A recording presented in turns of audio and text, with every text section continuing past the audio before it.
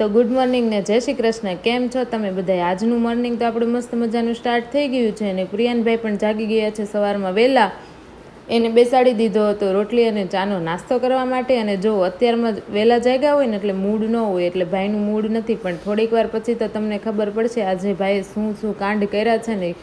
આ બાજુ મમ્મી અને પપ્પા ગયા હતા બહાર જમવા માટે, એટલે હું એને રમાડતી હતી. આવી રીતે રમત રમતો હતો અને તે ખુશ પણ થઈ જતો હતો. આ બાજુ વરસાદ આવતો હતો એટલે હું ગઈ હતી ટેરેસ પર કપડાં લેવા.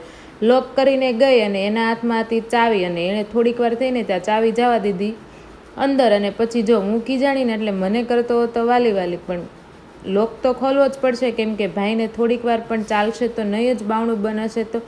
બહુ જ મહેનત કરી પણ મારાથી તો ચાવી નીકળી જ નહીં. અને પછી જો બાજુમાંથી દાદાને મેં બોલાવ્યા ને તો તે એ હોતે ને સાથ પાડીને કહેતો હતો, દાદા આવો જલ્દી આવો. બાજુમાંથી ફાઇનલી દાદા આવી ગયા અને પછી તેને પણ એક વાળો સાથે લઈ આવ્યા હતા. ઘણી મહેનત કરી અને પછી તો ફાઇનલી ચાવી થોડીક નજીક આવી ગઈ હતી અને પછી દાદાએ વાળાની મદદથી ચાવીને કાઢી દીધી હતી અમને બહાર. ફાઇનલી લોક ખુલી ગયો હતો. મેં અને પ્રિયાને બપોરે જમી પણ લીધું હતું. ભાઈ આજે બહુ જ કાંડ કર્યા છે ને એટલે નીંદર તો બહુ જ આવે છે એને.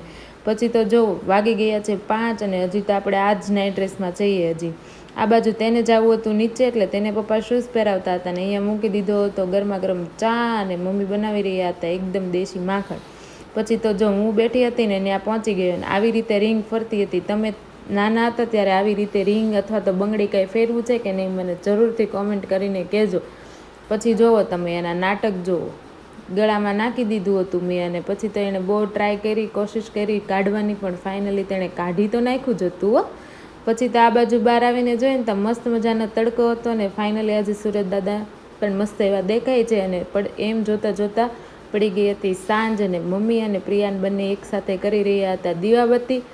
હું બનાવતી હતી અહીંયા મસ્ત મજાનું દૂધી દાળનું શાક અને જમી અને પછી અમે લોકો નીચે ગયા ને તો જો આજે આવી રીતે રમત રમતા હતા. હમણાં જોજો એને કેટલી સ્માઇલ આવી જાય. મમ્મીએ એમ કીધું ને ભેંસ ઉડે કે નહીં તે જોજો.